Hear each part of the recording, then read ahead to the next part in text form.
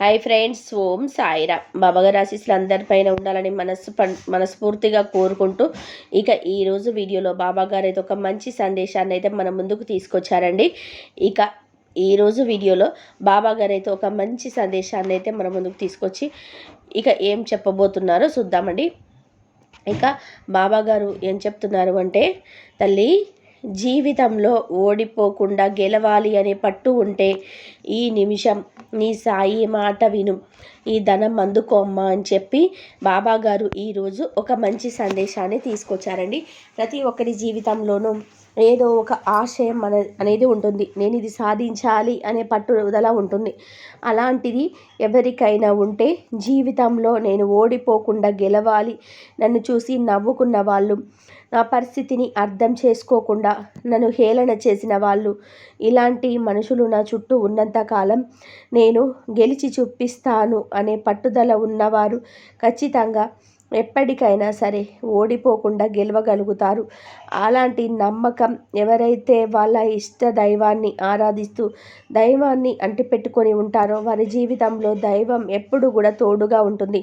ఈరోజు మన కోసం బాబాగారు అందిస్తున్న ఇంత గొప్ప సందేశం పూర్తిగా శ్రద్ధ భక్తితో ఆలకించండి. ఒక చిన్న కథ రూపంలో విని తెలుసుకుందాం.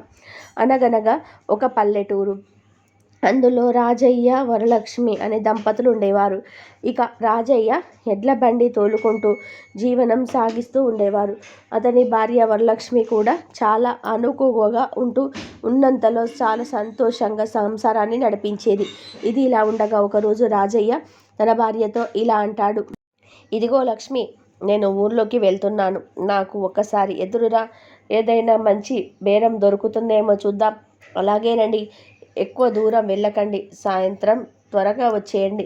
వెళ్ళే వరకే మన చేతుల్లో ఉంటుంది లక్ష్మి, ఆ తర్వాత వచ్చే కిరాయిని బట్టి నేను వెళ్ళే దూరం ఉంటుంది.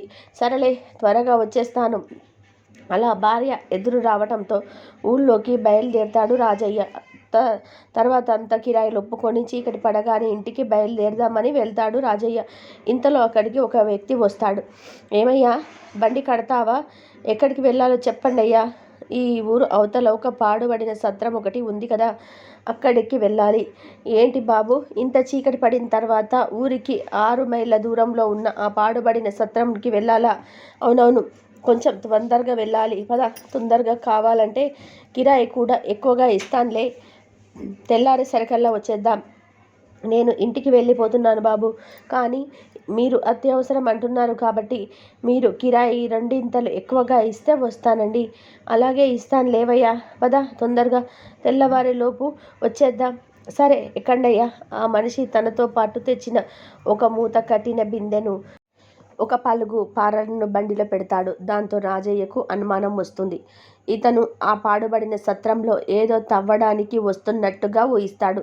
కానీ మనకెందుకులే అనుకొని మౌనంగా ఉండిపోతాడు. ఇక ఆ పాడుబడిన సత్రానికి చేరేసరికి బాగా చీకటి పడిపోతుంది. అయ్యా, వచ్చేశాము, ఇక దిగండి. ఆ వ్యక్తి ఆ బండిలో తెచ్చిన బిందె దిగేటప్పుడు కింద పడి పెద్ద చప్పుడు అవుతుంది. అందులో నుండి కొన్ని చిల్ల పెంకులు కూడా బయటపడతాయి. అంతే, రాజయ్య ఒక్కసారిగా ఆశ్చర్యం చెంది ఇలా అంటాడు, ఇంత రాత్రి వేళ ఈ చిన్న పెంకులు తెచ్చాడు ఎందుకయ్యా? అంతా చెబుతాను, నాకు మీ సహాయం కావాలి. సహాయం నేనేం చేయను? నా పేరు కనకయ్య, మాది పక్కనే గ్రామం. మా తాత సముద్ర వర్తకం చేసి చాలా డబ్బులు సంపాదించాడు. అవునా? అంటూ మరింత ఉత్సాహంగా కనకయ్య చెప్పేది వినసాగాడు రాజయ్య. అయితే మా తాతగారు ఒకసారి బోలెడు డబ్బుతో తిరిగి వస్తూ ఉండగా అర్ధరాత్రి అయ్యేసరికి ఈ సత్రంలోనే బస చేశాడు. ఆ రాత్రి ఈ సత్రం మీదకు బందిపోటు దోపిడీ చేశారు. వాళ్ళు అడ్డం వచ్చిన వారందరినీ కూడా చంపి దొరికిందంతా దోచుకొని వెళ్ళిపోయారు. అయితే మరి మీ తాతయ్యకు ఏమైంది అని అడుగుతాడు రాజయ్య. ఆ దాడిలో తీవ్ర గాయాలు అయిన మా తాత ఏదో విధంగా అక్కడి నుండి తప్పించుకొని ఇంటికి వచ్చి ఆ తర్వాత మంచాన పడి కొన్ని రోజులకే మరణించాడు. మరి ఈ విషయం నీకు ఎవరు చెప్పారండి అని అడుగుతాడు ఆసక్తిగా రాజయ్య. మా నాన్నగారు చెప్పారు. ఆ దాడిలో మా తాతగారు సంపాదించిన డబ్బంతా పోవడంతో మళ్ళీ చిల్లర వ్యాపారం మొదలుపెట్టి మా నాన్నగారు ఎలాగో అలాగా నన్ను పెంచి పెద్దవాడిని చేసి తన కూడా పేదరికంలోనే కాలం చేశాడు. అయ్యో, మీరు చెప్పేది వింటుంటే నాకు చాలా జాలి వేస్తుందండి. కానీ మీరు ఇప్పుడు ఇక్కడికి ఎందుకు వచ్చారండి? చెప్పలేదేంటి? ఆహా! అదే చెప్తున్నాను. మా తండ్రి పోయేటప్పటికి నాకు ఒక ఇల్లు తప్ప ఏమీ మిగల్లేదు. అయితే ఒకరోజు ఆ ఇల్లు అమ్మేద్దామని అటక మీద పాత సామాన్లు సర్దుతూ ఉంటే అక్కడ మా తాతగారు రాసిన పాత పుస్తకం ఒకటి కనిపించింది. అవునా?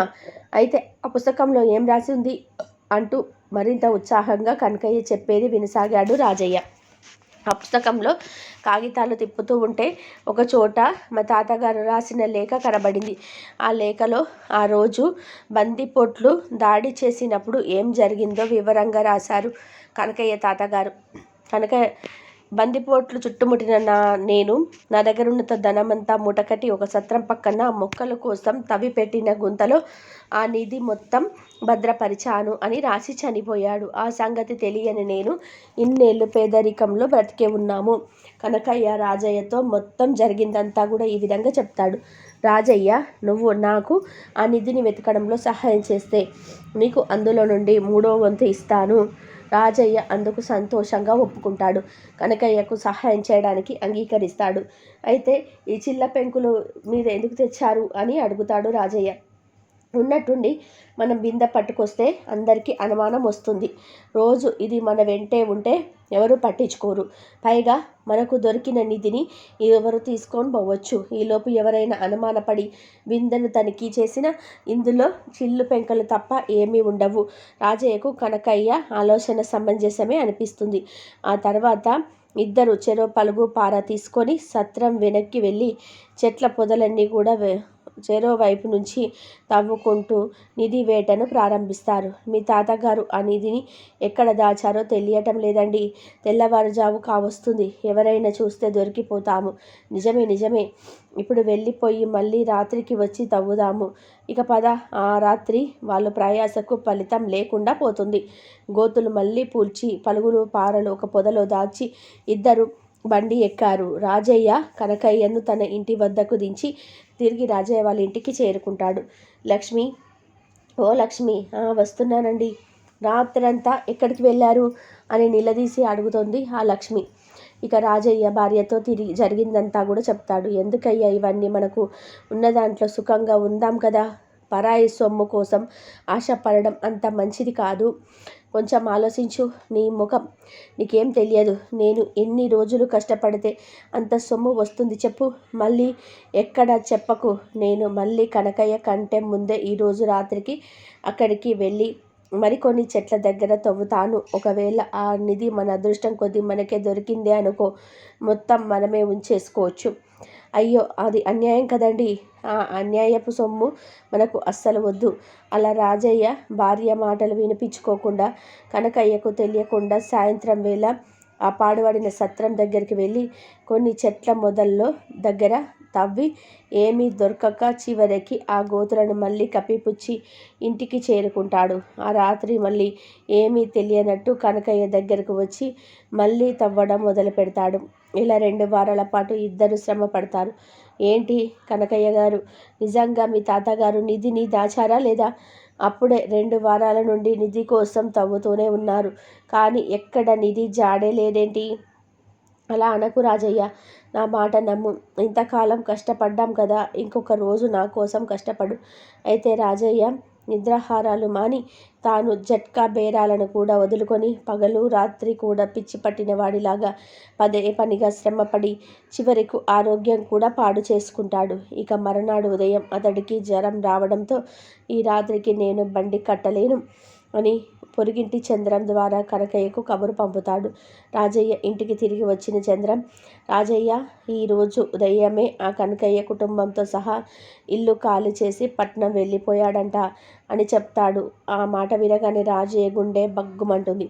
ఏంటి, నాకంటే ముందే ఆ కనకయ్యకు నిధి దొరికి చెప్పకుండా మాయమయ్యాడనమాట. అయితే నిన్న రాత్రి తిరిగి వచ్చేటప్పుడు అతని దగ్గర ఉన్న చిల్లి పెంకలకు బదులు నిధి ఉందా? కనకయ్య నాకు ఎంత మోసం చేశాడు అని మనసులో అనుకుంటూ తాను కనకయ్యను మోసం చేద్దామనుకున్న సంగతి కూడా మర్చిపోయి ఆ కనకయ్య ఎక్కడికి వెళ్ళాడో తెలుసుకుందామని కేకలు పెడుతూ అంత జ్వరంలోనే రాజయ్య కనకయ్య ఇంటికి పరిగెత్తుతాడు. ఇది గమనించిన రాజయ్య భార్య వరలక్ష్మి, ఏమయ్యా ఎక్కడికి వెళ్తున్నావు? ఆగాగు, నేను కూడా వస్తా నీతో అని రాజయ్యను అనుసరిస్తుంది.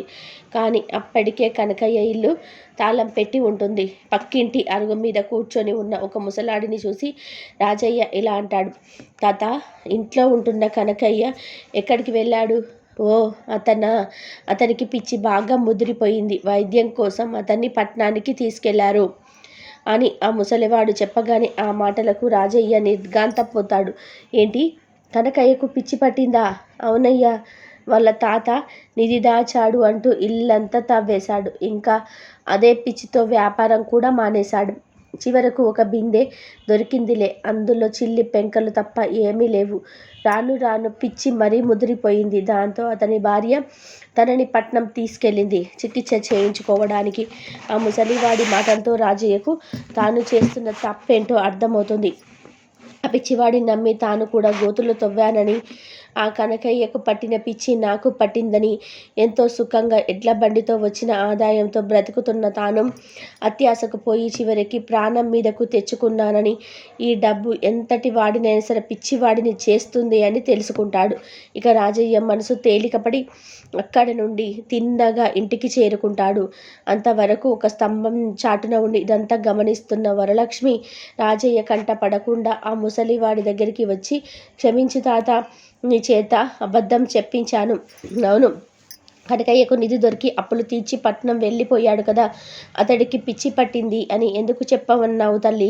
వరలక్ష్మి అప్పటి వరకు జరిగిందంతా కూడా ఆ తాతకు చెప్పి, అలా చెప్పకపోతే నా భర్తకు నిజంగానే పిచ్చి పట్టుకునేది. ఈ నిధి గురించి తెలియనప్పుడు తాను సంపాదించిన దానితో మేము చాలా సుఖంగా ప్రశాంతంగా బ్రతుకుతుండేవాళ్ళం తాత. కానీ ఆ నిధి దాహం పుట్టినప్పటి నుండి మాకు ఇంట్లో సుఖం సంతోషం లేకుండా పోయింది. అందుకే నా భర్తను కాపాడుకోవడం కోసం నీ చేత అబద్ధం చెప్పించాను తాత అని చెప్పి మరో దారిన వేగంగా ఇంటికి బయలుదేరి వెళ్ళిపోతుంది వరలక్ష్మి. ఇంటి దగ్గర రాజయ్య భార్య కోసం ఎదురు చూస్తూ ఉంటాడు. వరలక్ష్మి, నన్ను క్షమించే, నువ్వు ఎంత చెప్పినా వినకుండా డబ్బు దాహంతో అత్యాశకు పోయి నిన్ను నేను నిర్లక్ష్యం చేశాను. ఇక నుండి నేను పరుల సొమ్ము కోసం ఆశపడను. మనకు వచ్చిన దానితో సుఖంగా సంతోషంగా బ్రతుకుదాం. చూడండి అయ్యా, కష్టపడి సంపాదించిన సొమ్ము కొంచెమైనా సరే అది మనకు ఎక్కువ సంతోషాన్ని తెచ్చిపెడుతుంది. కానీ అన్యాయంగా సంపాదించిన డబ్బు ఎంతైనా అది ఎన్నడూ మనల్ని ప్రశాంతంగా బ్రతకనివ్వదు. సరేలే, ఇప్పటికైనా నన్ను అర్థం చేసుకున్నావు. నాకు అదే 10,000 అయ్యా. ఇక ఆ రోజు నుండి రాజయ్య దంపతులు తన ఎడ్ల బండి మీద వచ్చే ఆదాయంతో ఇంతకు ముందులాగానే చాలా ప్రశాంతంగా సంతోషంగా ఇద్దరు కలిసి జీవితాన్ని గడుపుతారు. ఇక కనకయ్యేమో రాజయ్యను మోసం చేసి తన తాతలు సంపాదించిన ఆస్తిని దక్కించుకొని ఆ డబ్బుతో ఉన్న అప్పులన్నీ కూడా ఆ ఊరిలో తీర్చి పట్నం వెళ్ళిపోతాడు. ఇక పట్నం వెళ్ళాక కూడా తనకున్న చెడు అలవాట్లతో ఆ ఆస్తి మొత్తం కూడా ఆ డబ్బు మొత్తం కూడా పోగొట్టుకుంటాడు. ఈ విధంగా ఎవరికైనా మోసం చేసి అన్యాయంగా సంపాదించిన ఆ డబ్బు నిలబడదు. అదేవిధంగా ఎవరికైనా మాట ఇస్తే ఆ మాటలు దాటి ఒకరికి మోసం చేసి నువ్వు బ్రతికినా కూడా అది ఎక్కువ కాలం నిలబడదు. మరి ఈరోజు బాబాగారు అందించిన ఇంత గొప్ప సందేశం ప్రతి ఒక్కరికి కూడా నచ్చిందని చెప్పి అనుకుంటున్నాను. జీవితంలో ఓడిపోకుండా గెలవాలి అంటే నీ పట్టు, నీ ఉనికి చాలా అవసరం. నువ్వు గెలవాలి అన్నది నీ మనసులోనే స్థిర ముద్ర వేసుకోవాలి. అప్పుడే నువ్వు గెలవగలుగుతావు. నువ్వు ఏదైతే సాధించాలని మనస్ఫూర్తిగా కోరుకుంటున్నావో దానిని మీద నీ శ్రద్ధ భక్తితో దానినే లక్ష్యంగా పెట్టుకొని సాధించడానికి ప్రయత్నం చేయాలి. అంతేకాని నా చేత ఏది కాదు అని నువ్వు ఊరికే కూర్చుంటే ఎప్పటికీ అలాగే ఉండిపోతావు. ఇతరుల సొమ్ము నిన్ను ఆశించినా కూడా అది నిలవదు, శాశ్వతం కూడా కాదు. నీ కష్టమే నీకు బలాన్ని ఇస్తుంది, ధైర్యాన్ని ఇస్తుంది, నీ కుటుంబాన్ని నడిపిస్తుంది. నువ్వు ఏ విధంగా బ్రతకాలి అనేది నిర్ణయించుకుంటావో దానికి అనుగుణంగానే నీ జీవితం అనేది ఆధారపడి ఉంటుంది. అన్నీ నీ చేతుల్లోనే ఉంటాయి అని బాబా గారు అయితే ఈరోజు ఒక మంచి సందేశాన్ని ఇచ్చారండి. ఈ సందేశంలో చాలా గొప్ప ఆంతర్యం ఉంది. దీనిని ఎవరైతే అర్థం చేసుకుంటారో ఖచ్చితంగా వారి జీవితం మారుతుంది. ఏ విధంగా తప్పుదోవ పడుతున్నారో దానిని సరిచేయడానికే బాబా గారు ఇలాంటి సందేశాలను పంపుతూ ఉంటారు. నిజంగా మీకు ఈ కథ నచ్చితే శ్రద్ధ సబూర్ అని కామెంట్ చేసి అందరికీ అందేలాగా షేర్ చేయండి, లైక్ చేయండి. మళ్ళీ ఇంకొక మంచి వీడియోతో మేము ముందుంటాను. అంతవరకు సెలవు. సర్వేజన సుఖినో భవంతు. అందరూ బాగుండాలి, అందరిలో మనం ఉండాలి. ఓం సాయిరామ్.